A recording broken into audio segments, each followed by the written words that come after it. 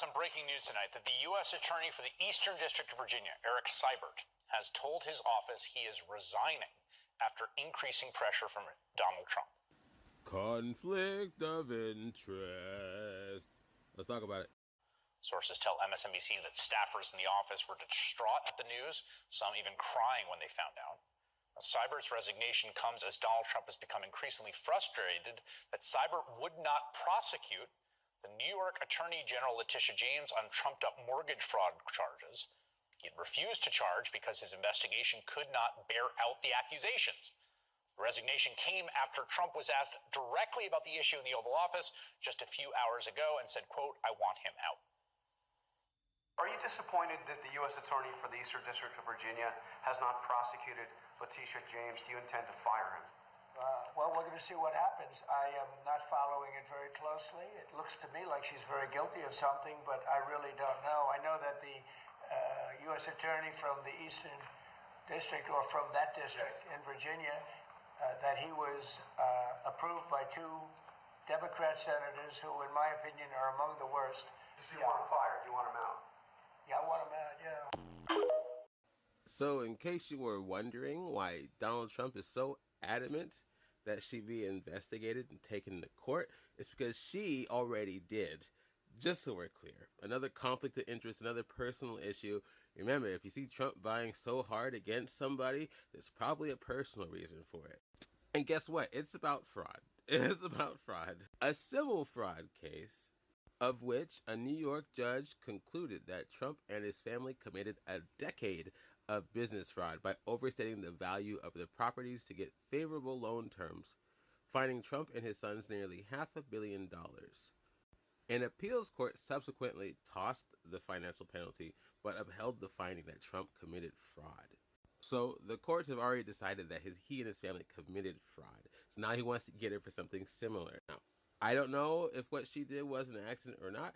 All I know is the Trump-appointed prosecutor, Seibert, and just to be clear, just so you know I'm not being biased, he appointed the guy and then realized that the people in Virginia actually really liked him and then tried to withdraw that appointment, just to be very clear. That, along with his refusal to bring this Letitia stuff to court, because again, they couldn't find enough evidence to find that she was actually committing fraud, which you think if they could, they would, just to be very clear. Last thought I have.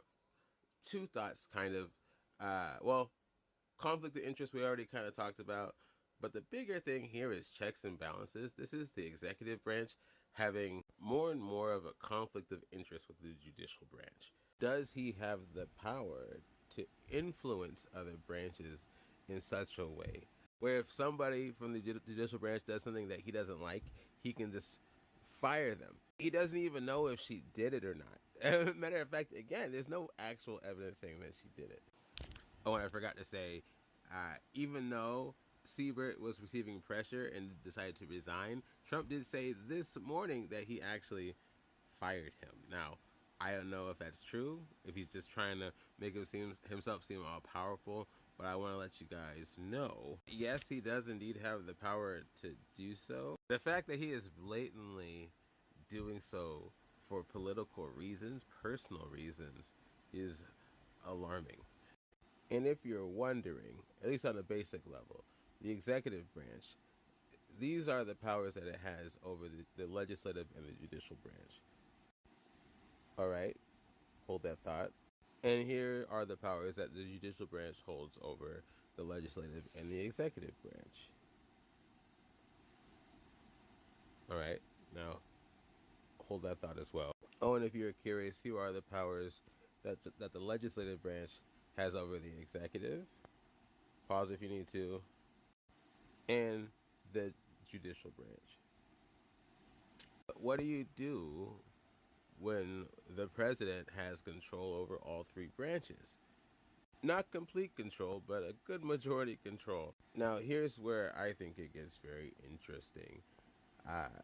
Apparently, she did file the wrong primary residence when buying a Virginia home. Apparently, she was helping her niece get.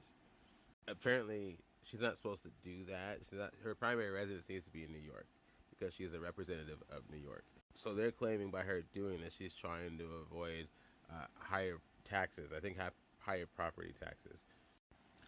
The thing that kicks me is if this part's true right here, I want to read it out loud.